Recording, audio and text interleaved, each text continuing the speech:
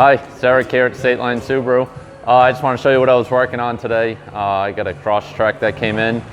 They were in for a basic service, just an oil change rotate, and we're also checking one of the tires for a leak. But they also had a concern with the noise while driving. So I took it for a drive, did the full multi-point inspection, and I found one of the rear wheel bearings are actually bad on it. It's a common issue we see on a little bit higher mileage vehicle. So we're gonna price it out for them, and we're gonna end up doing the repair on it, and we'll send them on their way. Thank you.